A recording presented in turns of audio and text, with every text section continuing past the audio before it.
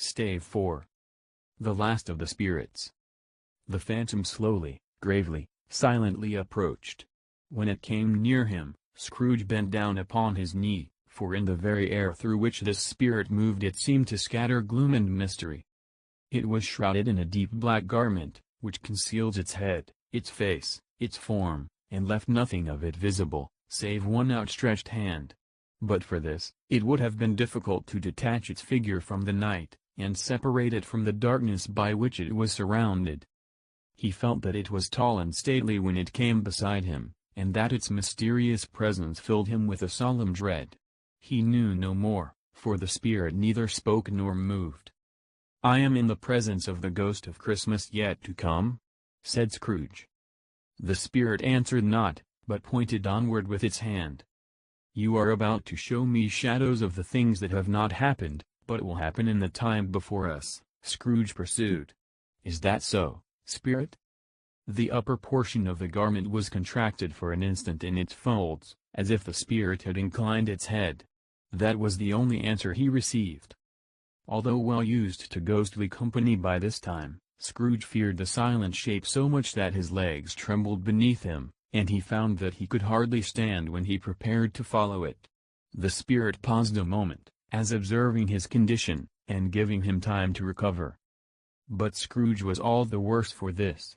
It thrilled him with a vague uncertain horror to know that, behind the dusky shroud, there were ghostly eyes intently fixed upon him, while he, though he stretched his own to the utmost, could see nothing but a spectral hand in one great heap of black. "Ghost of the future," he exclaimed, "I fear you more than any spectre I have seen. But, as I know your purpose is to do me good, and as I hope to live to be another man from what I was, I am prepared to bear you company, and do it with a thankful heart. Will you not speak to me?" It gave him no reply. The hand was pointed straight before them. "Lead on," said Scrooge. "Lead on. The night is waning fast, and it is precious time to me, I know. Lead on, spirit." The phantom moved away as it had come towards him. Scrooge followed in the shadow of its dress, which bore him up, he thought, and carried him along. They scarcely seemed to enter the city, for the city rather seemed to spring up about them, and encompass them of its own act. But there they were in the heart of it, on 'change, amongst the merchants, who hurried up and down, and chinked the money in their pockets, and conversed in groups, and looked at their watches, and trifled thoughtfully with their great gold seals, and so forth, as Scrooge had seen them often. The spirit stopped beside one little knot of business men. Observing that the hand was pointed to them, Scrooge advanced to listen to their talk. "No," said a great fat man with a monstrous chin, "I don't know much about it either way. I only know he's dead." "When did he die?" inquired another. "Last night, I believe." "Why, what was the matter with him?" asked a third, taking a vast quantity of snuff out of a very large snuff-box. "I thought he'd never die." "God knows," said the first with a yawn. "What has he done with his money?" asked a red-faced gentleman with a pendulous excrescence on the end of his nose, that shook like the gills of a turkey-cock. "I haven't heard," said the man with the large chin, yawning again. "Left it to his company, perhaps. He hasn't left it to me. That's all I know."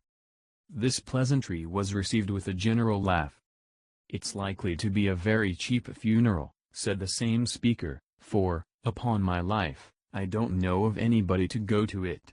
Suppose we make up a party, and volunteer?" "I don't mind going if a lunch is provided," observed the gentleman with the excrescence on his nose. "But I must be fed if I make one." Another laugh. "Well, I am the most disinterested among you, after all," said the first speaker, "for I never wear black gloves, and I never eat lunch. But I'll offer to go if anybody else will. When I come to think of it, I'm not at all sure that I wasn't his most particular friend, for we used to stop and speak whenever we met. Bye. Speakers and listeners strolled away, and mixed with other groups. Scrooge knew the men, and looked towards the spirit for an explanation. The phantom glided on into a street. Its finger pointed to two persons meeting. Scrooge listened again, thinking that the explanation might lie here. He knew these men, also, perfectly. They were men of business, very wealthy, and of great importance. He had made a point always of standing well in their esteem, in a business point of view, that is, strictly in a business point of view. "How are you?" said one. "How are you?" returned the other. "Well," said the first. "Old Scratch has got his own at last, eh?" "So I am told," returned the second. "Cold, isn't it?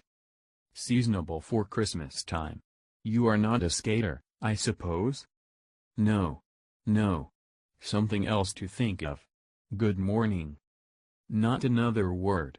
That was their meeting, their conversation, and their parting.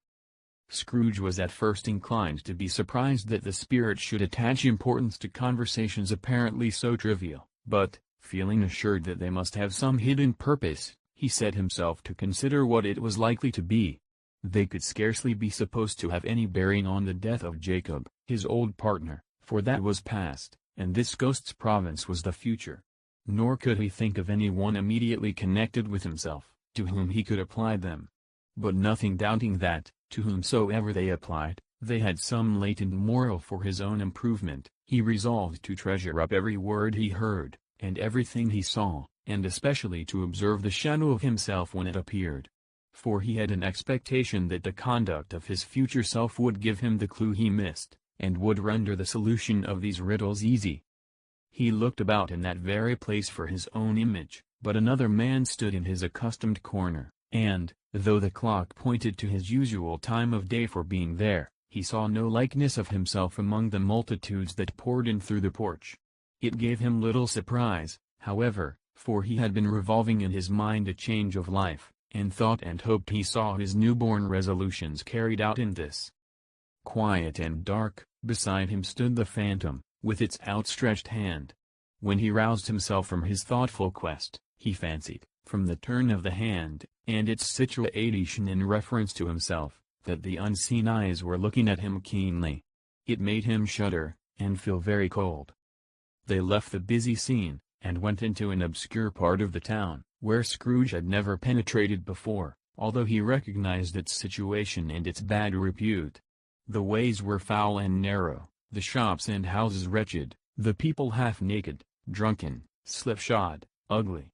Alleys and archways, like so many cesspools, disgorged their offences of smell, and dirt, and life upon the straggling streets, and the whole quarter reeked with crime, with filth and misery. Far in this den of infamous resort, there was a low-browed, beetling shop, below a penthouse roof, where iron, old rags, bottles, bones, and greasy offal were bought. Upon the floor within were piled up heaps of rusty keys, nails, chains, hinges, files, scales, weights, and refuse iron of all kinds. Secrets that few would like to scrutinize were bred and hidden in mountains of unseemly rags, masses of corrupted fat, and sepulchres of bones. Sitting in among the wares he dealt in, by a charcoal stove made of old bricks, was a gray-haired rascal, nearly 70 years of age, who had screened himself from the cold air without by a fruzy curtaining of miscellaneous tatters hung upon a line, and smoked his pipe in all the luxury of calm retirement. Scrooge and the Phantom came into the presence of this man, just as a woman with a heavy bundle slunk into the shop. But she had scarcely entered, when another woman, similarly laden, came in too, and she was closely followed by a man in faded black, who was no less startled by the sight of them than they had been upon the recognition of each other. After a short period of blank astonishment, in which the old man with the pipe had joined them, they all three burst into a laugh. "Let the charwoman alone to be the first," cried she who had entered first. "Let the laundress alone to be the second, and let the undertaker's man alone to be the third. Look here, old Joe, here's a chance. If we haven't all three met here without meaning it." "You couldn't have met in a better place," said old Joe, removing his pipe from his mouth. "Come into the parlor. You were made free of it long ago, you know, and the other two and strangers. Stop till I shut the door of the shop. Ah! How it squeaks! There ain't such a rusty bit of metal in the place as its own hinges, I believe, and I'm sure there's no such old bones here as mine. Ha! Ha! We're all suitable to our calling, we're well matched. Come into the parlor. Come into the parlor. The parlor was the space behind the screen of rags. The old man raked the fire together with an old stair rod, and, having trimmed his smoky lamp, for it was night, with the stem of his pipe, put it into his mouth again. While he did this, the woman who had already spoken threw her bundle on the floor, and sat down in a flaunting manner on a stool, crossing her elbows on her knees, and looking with a bold defiance at the other two. "What odds, then? What odds, Mrs. Dilber?" said the woman. "Every person has a right to take care of themselves. He always did." "That's true, indeed," said the laundress. "No man more so." "Why, then, don't stand staring as if you was afraid, woman. Who's the wiser? We're not going to pick holes in each other's coats, I suppose?" "No, indeed," said Mrs. Dilber and the man together. "We should hope not." "Very well, then," cried the woman. "That's enough. Who's the worse for the loss of a few things like these? Not a dead man, I suppose?" "No, indeed," said Mrs. Dilber, laughing. "If you wanted to keep him after he was dead, a wicked old screw," pursued the woman, "why wasn't he natural in his lifetime? If he had been, he'd have had somebody to look after him when he was struck with death, instead of lying gasping out his last there, alone by himself." "It's the truest word that ever was spoke," said Mrs. Dilber. "It's a judgment on him." "I wish it was a little heavier judgment," replied the woman, "and it should have been, you may depend upon it, if I could have laid my hands on anything else. Open that bundle, old Joe, and let me know the value of it. Speak out plain. I'm not afraid to be the first, nor afraid for them to see it. We knew pretty well that we were helping ourselves before we met here, I believe. It's no sin. Open the bundle, Joe." But the gallantry of her friends would not allow of this, and the man in faded black, mounting the breach first, produced his plunder. It was not extensive. A seal or two, a pencil case, a pair of sleeve buttons, and a brooch of no great value, were all. They were severally examined and appraised by old Joe, who chalked the sums he was disposed to give for each upon the wall, and added them up into a total when he found that there was nothing more to come. "That's your account," said Joe, "and I wouldn't give another sixpence, if I was to be boiled for not doing it. Who's next?" Mrs. Dilber was next. Sheets and towels, a little wearing apparel, 2 old-fashioned silver teaspoons, a pair of sugar tongs, and a few boots. Her account was stated on the wall in the same manner. "I always give too much to ladies. It's a weakness of mine, and that's the way I ruin myself," said old Joe. "That's your account. If you asked me for another penny, and made it an open question, I'd repent of being so liberal, and knock off half a crown." "And now undo my bundle, Joe," said the first woman. Joe went down on his knees for the greater convenience of opening it, and, having unfastened a great many knots, dragged out a large heavy roll of some dark stuff. "What do you call this?" said Joe. "Bed curtains?" "Ah!" returned the woman, laughing and leaning forward on her crossed arms. "Bed curtains. You don't mean to say you took 'em down, rings and all, with him lying there?" said Joe. "Yes, I do," replied the woman. "Why not?" "You were born to make your fortune," said Joe, "and you'll certainly do it." "I certainly shan't hold my hand, when I can get anything in it by reaching it out, for the sake of such a man as he was, I promise you, Joe," returned the woman coolly. "Don't drop that oil upon the blankets, now." "His blankets?" asked Joe. "Whose else's do you think?" replied the woman. "He isn't likely to take cold without 'em, I dare say." "I hope he didn't die of anything catching? Eh?" said old Joe, stopping in his work, and looking up. "Don't you be afraid of that," returned the woman. "I ain't so fond of his company that I'd loiter about him for such things, if he did. Ah!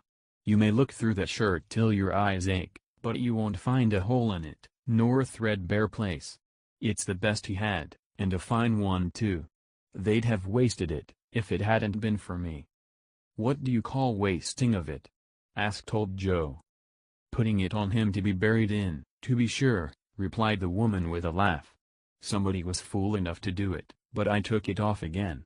If calico ain't good enough for such a purpose, it isn't good enough for anything. It's quite as becoming to the body. He can't look uglier than he did in that one." Scrooge listened to this dialogue in horror. As they sat grouped about their spoil, in the scanty light afforded by the old man's lamp, he viewed them with a detestation and disgust which could hardly have been greater, though they had been obscene demons, marketing the corpse itself. "Ha, ha!" laughed the same woman when old Joe, producing a flannel bag with money in it, told out their several gains upon the ground. "This is the end of it, you see. He frightened every one away from him when he was alive, to profit us when he was dead. Ha, ha, ha!" "Spirit," said Scrooge, shuddering from head to foot. I see, I see. The case of this unhappy man might be my own. My life tends that way now. Merciful heaven, what is this?" He recoiled in terror, for the scene had changed, and now he almost touched a bed, a bare, uncurtained bed, on which, beneath a ragged sheet, there lay a something covered up, which, though it was dumb, announced itself in awful language. The room was very dark, too dark to be observed with any accuracy, though Scrooge glanced round it in obedience to a secret impulse, anxious to know what kind of room it was. A pale light, rising in the outer air, fell straight upon the bed, and on it, plundered and bereft, unwatched, unwept, uncared for, was the body of this man. Scrooge glanced towards the phantom. Its steady hand was pointed to the head. The cover was so carelessly adjusted that the slightest raising of it, the motion of a finger upon Scrooge's part, would have disclosed the face. He thought of it, felt how easy it would be to do, and longed to do it, but had no more power to withdraw the veil than to dismiss the spectre at his side. "Oh, cold, cold, rigid, dreadful death, set up thine altar here, and dress it with such terrors as thou hast at thy command, for this is thy dominion. But i' the loved, revered, and honored head thou canst not turn one hair to thy dread purposes, or make one feature odious. It is not that the hand is heavy, and will fall down when released, it is not that the heart and pulse are still, but that the hand was open, generous, and true, the heart brave, warm, and tender, and the pulse a man's. Strike, shadow, strike, and see his good deeds springing from the wound, to sow the world with life immortal." No voice pronounced these words in Scrooge's ears, and yet he heard them when he looked upon the bed. He thought, if this man could be raised up now, what would be his foremost thoughts? Avarice, hard dealing, griping cares? They have brought him to a rich end, truly. He lay, in the dark, empty house, with not a man, a woman, or a child to say he was kind to me in this or that, and for the memory of one kind word I will be kind to him.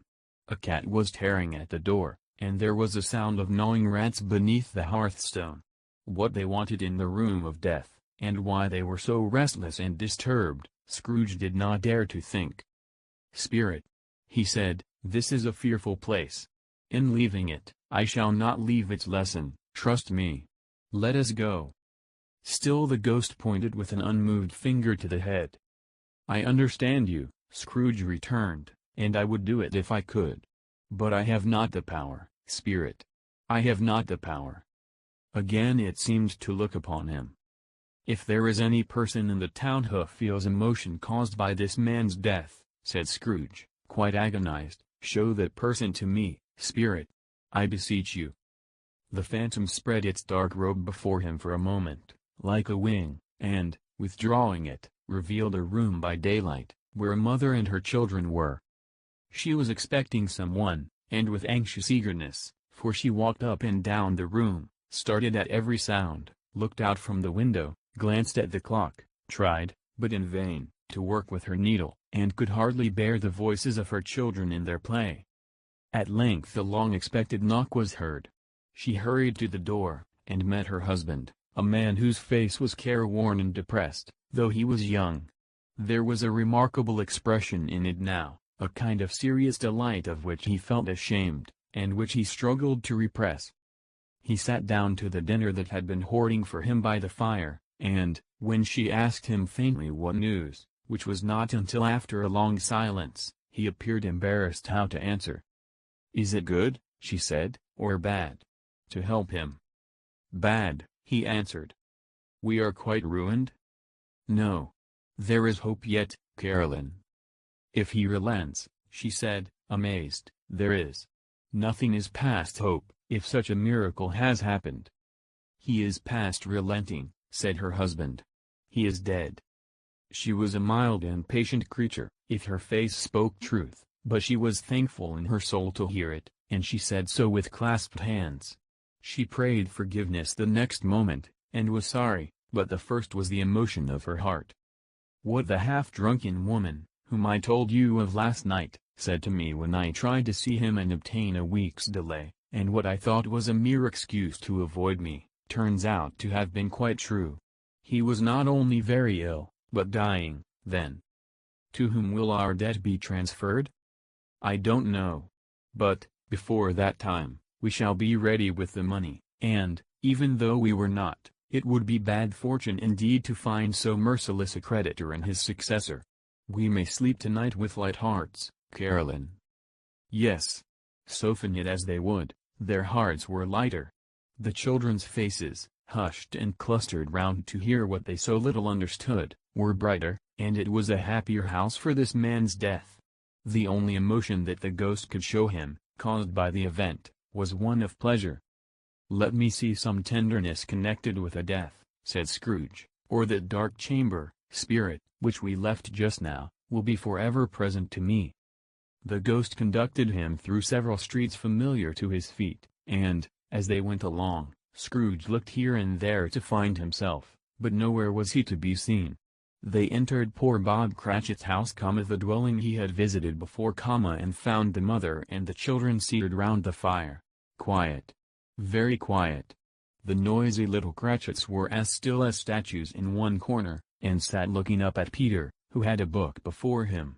The mother and her daughters were engaged in sewing. But surely they were very quiet. And he took a child, and set him in the midst of them.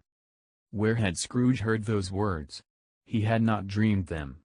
The boy must have read them out, as he and the spirit crossed the threshold. Why did he not go on? The mother laid her work upon the table, and put her hand up to her face. "The color hurts my eyes," she said. "The color? Ah, poor Tiny Tim." "They're better now again," said Cratchit's wife. "It makes them weak by candlelight, and I wouldn't show weak eyes to your father, when he comes home, for the world. It must be near his time." "Past it rather," Peter answered, shutting up his book. "But I think he has walked a little slower than he used, these few last evenings, mother." They were very quiet again. At last she said, and in a steady, cheerful voice, that only faltered once, I have known him walk with Tiny Tim upon his shoulder very fast indeed." "And so have I," cried Peter. "Often." "And so have I," exclaimed another. "So had all." "But he was very light to carry," she resumed, intent upon her work, "and his father loved him so, that it was no trouble, no trouble. And there is your father at the door." She hurried out to meet him, and little Bob in his comforter, he had need of it, poor fellow, came in. His tea was ready for him on the hob, and they all tried who should help him to it most. Then the two young Cratchits got upon his knees, and laid, each child, a little cheek against his face, as if they said, "Don't mind it, father. Don't be grieved." Bob was very cheerful with them, and spoke pleasantly to all the family. He looked at the work upon the table, and praised the industry and speed of Mrs. Cratchit and the girls. They would be done long before Sunday, he said. "Sunday? You went today, then, Robert?" said his wife. "Yes, my dear," returned Bob. "I wish you could have gone. It would have done you good to see how green a place it is. But you'll see it often. I promised him that I would walk there on a Sunday." "My little child!" cried Bob. "My little child!" He broke down all at once. He couldn't help it. If he could have helped it, he and his child would have been farther apart, Perhaps, then they were. He left the room, and went upstairs into the room above, which was lighted cheerfully, and hung with Christmas. There was a chair set close beside the child, and there were signs of someone having been there lately. Poor Bob sat down in it, and, when he had thought a little and composed himself, he kissed the little face. He was reconciled to what had happened, and went down again quite happy. They drew about the fire, and talked, the girls and mother working still. Bob told them of the extraordinary kindness of Mr. Scrooge's nephew, whom he had scarcely seen but once, and who, meeting him in the street that day, and seeing that he looked a little, just a little down, you know, said Bob, inquired what had happened to distress him. On which, said Bob, for he is the pleasantest spoken gentleman you ever heard, I told him. I am heartily sorry for it, Mr. Cratchit, he said, and heartily sorry for your good wife. By the by, how he ever knew that I don't know. Knew what, my dear? Why, that you were a good wife, replied Bob. Everybody knows that, said Peter. Very well observed, my boy, cried Bob. I hope they do. Heartily sorry, he said, for your good wife. If I can be of service to you in any way, he said, giving me his card, that's where I live. Pray come to me. Now, it wasn't, cried Bob, for the sake of anything he might be able to do for us, so much as for his kind way, that this was quite delightful. It really seemed as if he had known our Tiny Tim, and felt with us. I'm sure he's a good soul, said Mrs. Cratchit. You would be sure of it, my dear, returned Bob, if you saw and spoke to him. I shouldn't be at all surprised, mark what I say, if he got Peter a better situation. Only hear that, Peter, said Mrs. Cratchit. And then, cried one of the girls, Peter will be keeping company with someone, and setting up for himself. Get along with you, retorted Peter, grinning. It's just as likely as not, said Bob, one of these days, though there's plenty of time for that, my dear. But, however and whenever we part from one another, I am sure we shall none of us forget poor Tiny Tim, shall we, or this first parting that there was among us? Never, father, cried they all. And I know, said Bob, I know, my dears, that when we recollect how patient and how mild he was, although he was a little child, we shall not quarrel easily among ourselves, and forget poor Tiny Tim in doing it. No, never, father. They all cried again. I am very happy, said little Bob, I am very happy. Mrs. Cratchit kissed him, his daughters kissed him, the two young Cratchits kissed him, and Peter and himself shook hands. Spirit of Tiny Tim, thy childish essence was from God. Spectre, said Scrooge, something informs me that our parting moment is at hand. I know it, but I know not how. Tell me what man that was whom we saw lying dead? The ghost of Christmas yet to come conveyed him, as before, though at a different time, he thought. Indeed, there seemed no order in these latter visions, save that they were in the future, into the resorts of business men, but showed him not himself. Indeed, the spirit did not stay for anything, but went straight on, as to the end just now desired, until besought by Scrooge to tarry for a moment.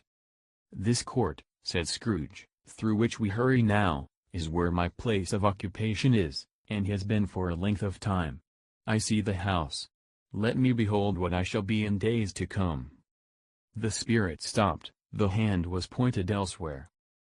The house is yonder, Scrooge exclaimed. Why do you point away? The inexorable finger underwent no change. Scrooge hastened to the window of his office, and looked in. It was an office still, but not his. The furniture was not the same, and the figure in the chair was not himself. The phantom pointed as before. He joined it once again, and, wondering why and whither he had gone, accompanied it until they reached an iron gate. He paused to look round before entering. A churchyard.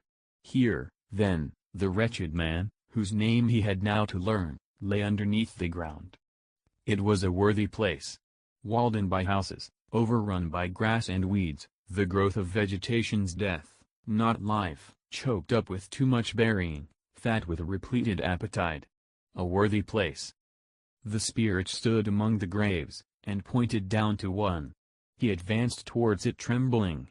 The phantom was exactly as it had been, but he dreaded that he saw new meaning in its solemn shape. "Before I draw nearer to that stone to which you point," said Scrooge, "answer me one question. Are these the shadows of the things that will be, or are they shadows of the things that may be only?" Still the ghost pointed downward to the grave by which it stood. "Men's courses will foreshadow certain ends, to which, if persevered in, they must lead," said Scrooge. "But if the courses be departed from, the ends will change. Say it is thus with what you show me." The spirit was immovable as ever. Scrooge crept towards it, trembling as he went, and, following the finger, read upon the stone of the neglected grave his own name, Ebenezer Scrooge. "Am I that man who lay upon the bed?" he cried upon his knees. The finger pointed from the grave to him, and back again. "No, spirit. Oh no, no." The finger still was there. "Spirit," he cried, tight clutching at its robe, "hear me. I am not the man I was. I will not be the man I must have been but for this intercourse. Why show me this, if I am past all hope?" For the first time the hand appeared to shake. "Good spirit," he pursued, as down upon the ground he fell before it, "your nature intercedes for me, and pities me. Assure me that I yet may change these shadows you have shown me by an altered life." The kind hand trembled. "I will honor Christmas in my heart, and try to keep it all the year. I will live in the past, the present, and the future. The spirits of all three shall strive within me. I will not shut out the lessons that they teach. Oh, tell me I may sponge away the writing on this stone." In his agony, he caught the spectral hand. It sought to free itself, but he was strong in his entreaty, and detained it. The spirit, stronger yet, repulsed him. Holding up his hands in a last prayer to have his fate reversed, he saw an alteration in the phantom's hood and dress. It shrunk, collapsed, and dwindled down into a bedpost. Stave 5. The end of it. Yes. And the bedpost was his own. The bed was his own, the room was his own. Best and happiest of all, the time before him was his own, to make amends in. "I will live in the past, the present, and the future," Scrooge repeated as he scrambled out of bed. "The spirits of all three shall strive within me. Oh, Jacob Marley! Heaven and the Christmas time be praised for this. I say it on my knees, old Jacob, on my knees." He was so fluttered and so glowing with his good intentions, that his broken voice would scarcely answer to his call. He had been sobbing violently in his conflict with the spirit, and his face was wet with tears. "They are not torn down," cried Scrooge, folding one of his bed curtains in his arms. "They are not torn down, rings and all. They are here, I am here, the shadows of the things that would have been may be dispelled. They will be. I know they will." His hands were busy with his garments all this time, turning them inside out, putting them on upside down, tearing them, mislaying them, making them parties to every kind of extravagance. "I don't know what to do," cried Scrooge, laughing and crying in the same breath, and making a perfect Laocoon of himself with his stockings. "I am as light as a feather, I am as happy as an angel, I am as merry as a schoolboy. I am as giddy as a drunken man. A Merry Christmas to everybody. A Happy New Year to all the world. Hello here. Whoop. Hello." He had frisked into the sitting room, and was now standing there, perfectly winded. "There's the saucepan that the gruel was in," cried Scrooge, starting off again, and going round the fireplace. "There's the door by which the ghost of Jacob Marley entered. There's the corner where the ghost of Christmas Present sat. There's the window where I saw the wandering spirits. It's all right, it's all true, it all happened. Ha, ha, ha." Really, for a man who had been out of practice for so many years, it was a splendid laugh, a most illustrious laugh. The father of a long, long line of brilliant laughs. "I don't know what day of the month it is," said Scrooge. "I don't know how long I have been among the spirits. I don't know anything. I'm quite a baby. Never mind. I don't care. I'd rather be a baby. Hello. Whoop. Hello here. He was checked in his transports by the churches ringing out the lustiest peals he had ever heard. Clash, clash, hammer, ding, dong, bell. Bell, dong, ding, hammer, clang, clash. Oh, glorious, glorious. Running to the window, he opened it, and put out his head. No fog, no mist, clear, bright, jovial, stirring, cold, cold, piping for the blood to dance to, golden sunlight, heavenly sky, sweet fresh air, merry bells. Oh, glorious, glorious. What's today? Cried Scrooge, calling downward to a boy in Sunday clothes, who perhaps had loitered in to look about him. Eh? Returned the boy with all his might of wonder. What's today, my fine fellow? Said Scrooge. Today? Replied the boy. Why, Christmas Day. It's Christmas Day, said Scrooge to himself. I haven't missed it.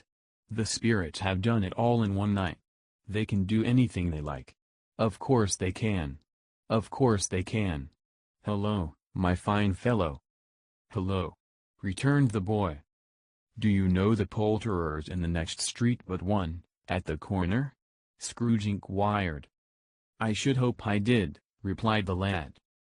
An intelligent boy, said Scrooge. A remarkable boy. Do you know whether they've sold the prize turkey that was hanging up there? Not the little prize turkey, the big one? What? The one as big as me? Returned the boy. What a delightful boy, said Scrooge. It's a pleasure to talk to him. Yes, my buck. It's hanging there now, replied the boy. Is it? Said Scrooge.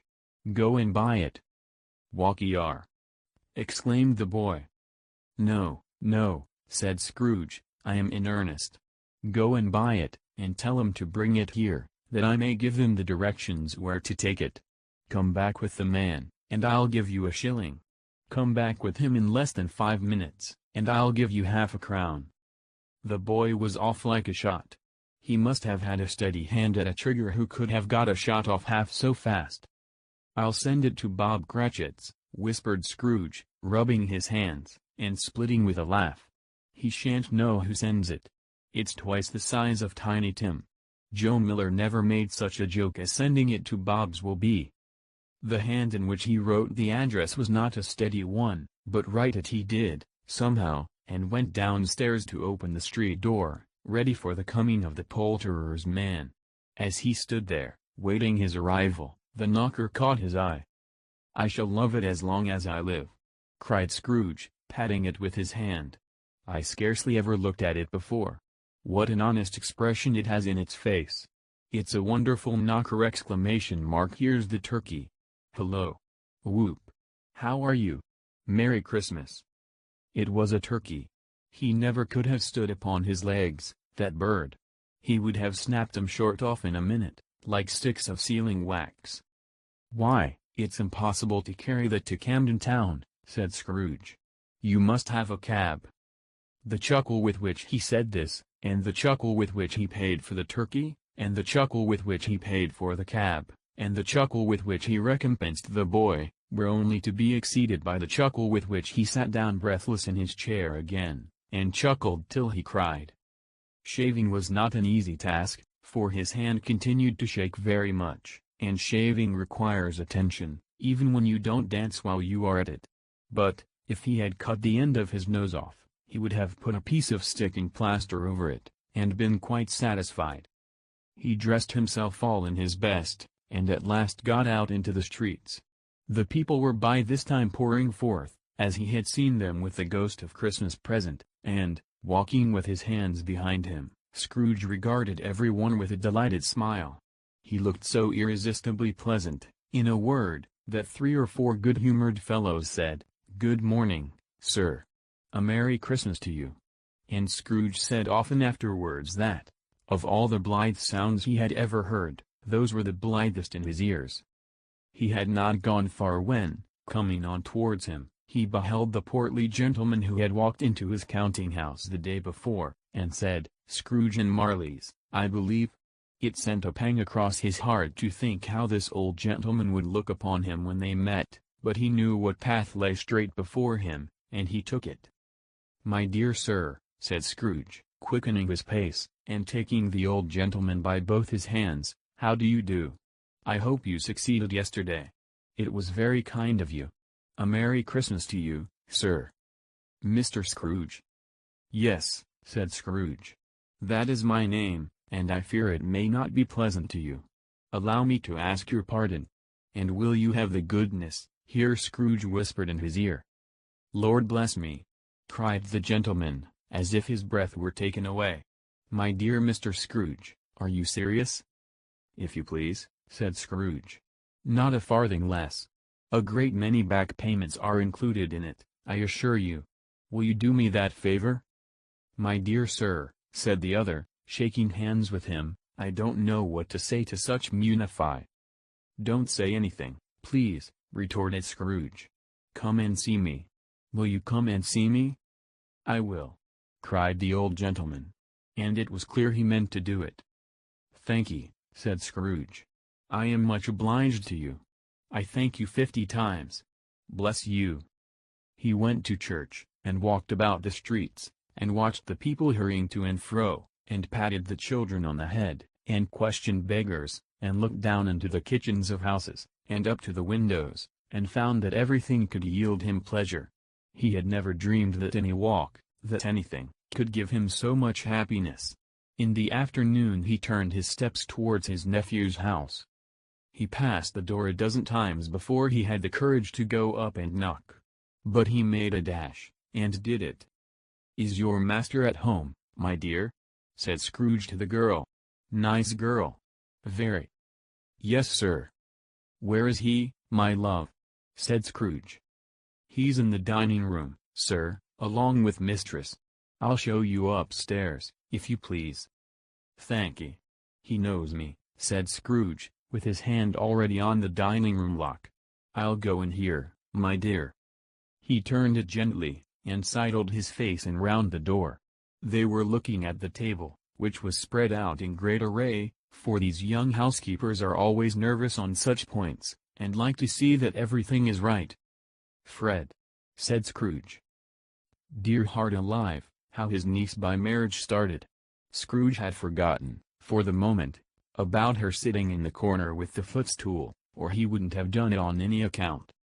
"Why, bless my soul!" cried Fred, "who's that?" "It's I, your Uncle Scrooge. I have come to dinner. Will you let me in, Fred?" Let him in. It is a mercy he didn't shake his arm off. He was at home in 5 minutes. Nothing could be heartier. His niece looked just the same. So did Topper when he came. So did the plump sister when she came. So did everyone when they came. Wonderful party, wonderful games, wonderful unanimity, wonderful happiness. But he was early at the office next morning. Oh, he was early there. If he could only be there first, and catch Bob Cratchit coming late. That was the thing he had set his heart upon. And he did it, yes, he did. The clock struck 9. No Bob. 1/4 past. No Bob. He was full 18 minutes and a half behind his time. Scrooge sat with his door wide open, that he might see him come into the tank. His hat was off before he opened the door, his comforter too. He was on his stool in a jiffy, driving away with his pen, as if he were trying to overtake 9 o'clock. "Hello!" growled Scrooge in his accustomed voice as near as he could feign it. "What do you mean by coming here at this time of day?" "I am very sorry, sir," said Bob. "I am behind my time." "You are?" repeated Scrooge. "Yes. I think you are. Step this way, sir, if you please." "It's only once a year, sir," pleaded Bob, appearing from the tank. "It shall not be repeated. I was making rather merry yesterday, sir." "Now, I'll tell you what, my friend," said Scrooge. "I am not going to stand this sort of thing any longer. And therefore," he continued, leaping from his stool, and giving Bob such a dig in the waistcoat that he staggered back into the tank again, "and therefore I am about to raise your salary." Bob trembled, and got a little nearer to the ruler. He had a momentary idea of knocking Scrooge down with it, holding him, and calling to the people in the court for help and a strait waistcoat. "A Merry Christmas, Bob," said Scrooge with an earnestness that could not be mistaken, as he clapped him on the back. "A merrier Christmas, Bob, my good fellow, than I have given you for many a year. I'll raise your salary, and endeavor to assist your struggling family, and we will discuss your affairs this very afternoon, over a Christmas bowl of smoking bishop, Bob. Make up the fires and buy another coal scuttle before you dot another I, Bob Cratchit." Scrooge was better than his word. He did it all, and infinitely more, and to Tiny Tim, who did not die, he was a second father. He became as good a friend, as good a master, and as good a man as the good old city knew, or any other good old city, town, or borough in the good old world. Some people laughed to see the alteration in him, but he let them laugh, and little heeded them, for he was wise enough to know that nothing ever happened on this globe, for good, at which some people did not have their fill of laughter in the outset, and, knowing that such as these would be blind anyway, he thought it quite as well that they should wrinkle up their eyes and grins as have the malady in less attractive forms. His own heart laughed, and that was quite enough for him. He had no further intercourse with spirits, but lived upon the total abstinence principle ever afterwards, and it was always said of him that he knew how to keep Christmas well, if any man alive possessed the knowledge. May that be truly said of us, and all of us. And so, as Tiny Tim observed, God bless us, everyone.